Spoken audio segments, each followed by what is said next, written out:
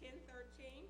Then I'm going to come from Corinthians, 7th chapter to the 7th verse, 7th chapter, 7th verse. And last but not least, Judges, 16th chapter, 4th to the 22nd verse. If we could just stand and have a prayer for God and let him lift our words and open our hearts. Amen. Father God, I come to you asking that you open the hearts and the minds of the people that are to hear your word. Lord, touch my mind, touch my heart, that my words are your words. Keep me, guide me, and use me. Yes, Lord. Amen. I'm going to come from Exodus, first of all, just to tell you, Exodus 4th chapter, the 10th verse. And Moses said unto the Lord, O my Lord, I am not eloquent, neither therefore, nor since thou hast spoken unto thy servant, but I am slow of speech and of slow of tongue. And the Lord said unto him, Who hath made man's mouth, or who maketh the dumb or the deaf, or the seeing of the blind? Have not I thee, Lord? Now therefore go, and I will be with thy mouth, and teach thee what thou shalt say.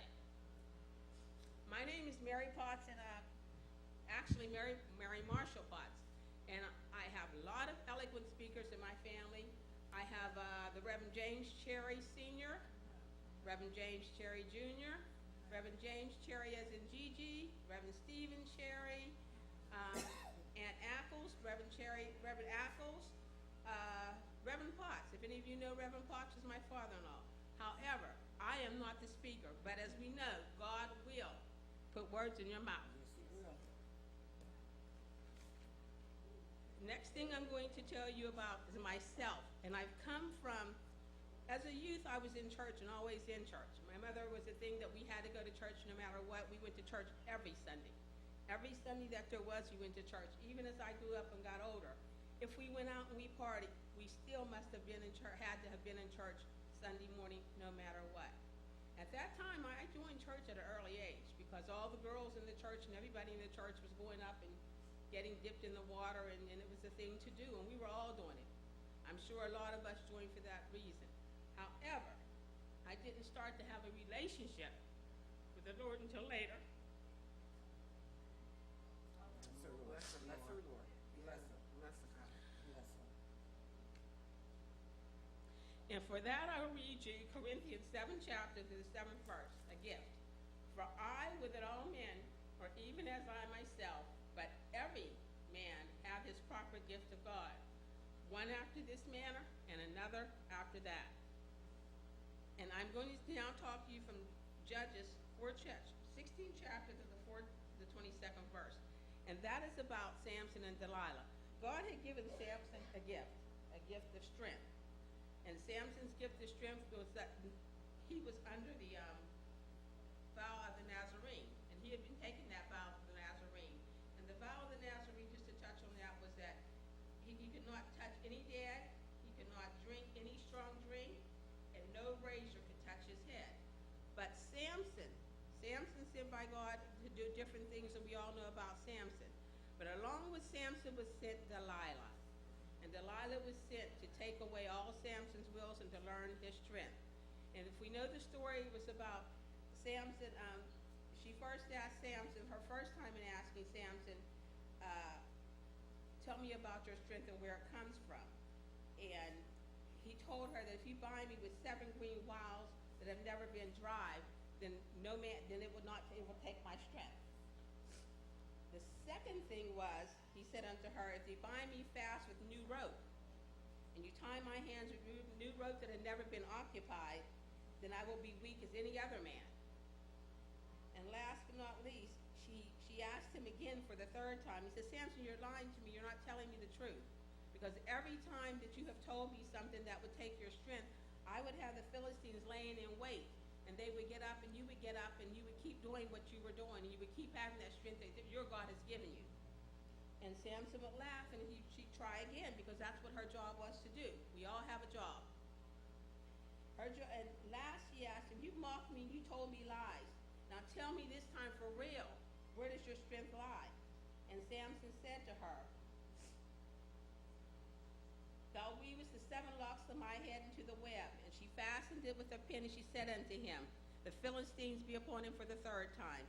And when they came upon him, and if Samson woke up, he still had his strength that God had given him. And she told him, you're just not telling me the truth. You're not telling me the truth. You're not giving me anything. And she asked him again, and she said, speak from your heart. And he told her, I'm speaking from my heart. Now I'm going to tell you where my strength lies. I'm going to tell you where my strength lies. And he said to her, and told her all his heart, and said unto her, there hath not come a razor upon my head, for I have been a Nazarene unto God from my mother's womb. And if he shaveth, then my strength will go from me, and I shall become weak, and be like any other man. And then when he told her that, and he went to sleep on her knees. When he woke, she had someone come in while he was sleeping to shave his head, and they did. And when he woke up, he thought he still had God on his side. He still had everything. He still had his strength. And he woke up, and he did like any other time, and he went to do what he needed to do, and found that he did not have his strength. He had no strength anymore. And then the Philistines took, and they put his eyes out. And they took him to prison and had him working in prison. The purpose of telling you all of this is to tell you, sometimes we have a gift. If we don't use our gift for God, sometime it goes away. There is an end to Samson's story, and you can continue reading those chapters, and the next chapter will tell you what ended up happening to Samson after his hair grew back, because his hair did grow back. Because God always gives us another chance. When you have a gift, you have to use your gift in ways that praise the Lord and give glory to the Lord, and you can't use it in the wrong way. We understand that we have people that sing and people that have great gifts, and they're not in the church. But those people haven't surrendered to God yet. When they surrender to God, when God touches them and they begin to have a relationship with God, they too will use their gifts that God had given them for his glory, because that's what our gifts are to be used for. Gifts do not make us invincible. Does not say because you have a gift that you're going to be kept in perfect peace, because we all know perfect peace is when we stay and live within the Lord, and we are all walking in his way all the time. Lastly, I leave with you, finding your gift, find your gift. I don't know quite what my gift is yet, but I'm still looking, but I'm going to find my gift. And I have to let you understand that when you feel alone, you have no one to talk to, you have nowhere to go, you have the Lord. Amen. Amen. Thank you.